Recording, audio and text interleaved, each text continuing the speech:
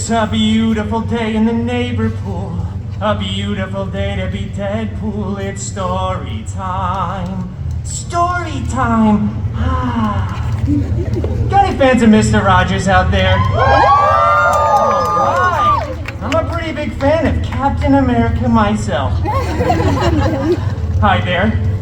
It's me, your friendly neighborhood Deadpool. I'm sure you already knew that. Are you guys all ready for story time? Yeah!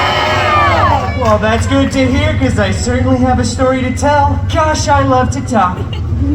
Today's story is a beloved bedtime classic and pulled straight from the public domain, so we can't be sued. It's called Little Red Deadpool. Yeah, a couple fans of Little Red out there, huh? All right. Thank you so much. Okay, that doesn't work. All right, let's see if we can find the opening word, shall we? Once upon a time. You know what? It just feels wrong when I'm doing it with myself. Why don't we all say it together, shall we? 1, 2, 3. Once upon a time. Oh, that was adorable. Isn't it so much more fun and interactive when we're all in this together? For those of you that didn't participate, get your heads in the game! Anyway. Upon that time, once, Little Red Deadpool set off to bring her sickly grandmama a delicious basket of churros. You see, Little Red's grandma lived alone.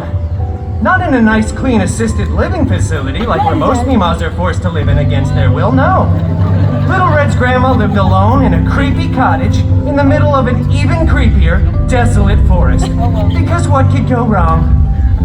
This seems dangerous, thought Little Red to herself. So naturally, she went into the forest anyway so that children could learn from her mistakes for hundreds of years. A real after-school special kind of cautionary tale. Well, anyway, Little Red skipped majestically throughout the forest, right past some exposition, before finally arriving at Grandmama's cottage. When she opened the door, she found her grandmother lying down on a nice 4-poster, rich mahogany bed. Yeah. Oh, Grandmama! I brought you a delicious basket of churros! Grandma was looking pretty weird, freakish even. And it wasn't because of the weight loss drugs, no. No, it wasn't because of that. It was because Little Red's grandma was actually the big bad wolvie in disguise. Ooh! Got that little kid scared, he's already running away. Oh, Grandmama! What blue eye contacts you have? They're canon! Okay. And, Grandma, what a retro comic accurate costume you finally have! Shut up, bub! Oh, Grandma, what big claws you have! Are those vibranium? No!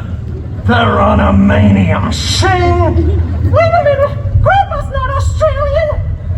Little Red broke off a piece of churro, dropped her basket, whipped off her cloak, took a bite of that delicious churro, and then brought down her katanas in an X-shaped formation.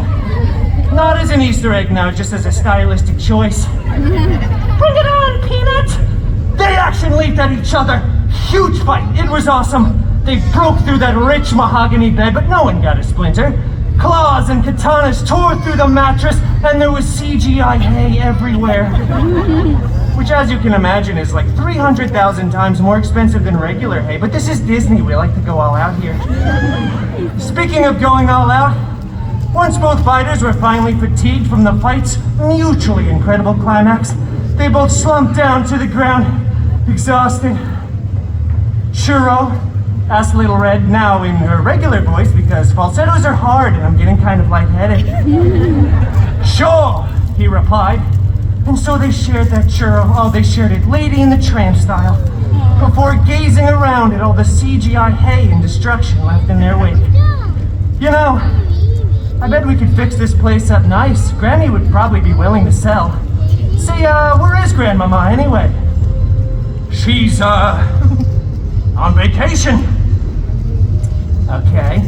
Yeah, that's not foreboding or ominous in any way. In fact, I trust you fully. We should be roommates. Yeah, and so they were roommates. Little Red was the top bunk and Wolvie was obviously the bottom. And they lived happily ever after. Thank you for that participation, huh? You guys can clap more than that if you'd like. Oh. Gosh, that was so genuine and non-prompted. Well, the moral of that story, children, is pretty obvious, actually. It's spend more time with your grandma. Seriously, I mean, I feel like you should really be able to recognize the difference between your own old, decrepit grandmother and some huge jacked man. A huge jackman, if you will. Oh, stop it. Well, I guess I should probably be out of here. I'm about due for a lunch break, and gotta go check my DMs. That stands for Deadpool messages, patent pending.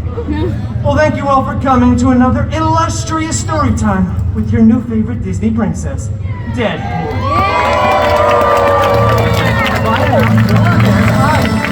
Hi, Spider-Man.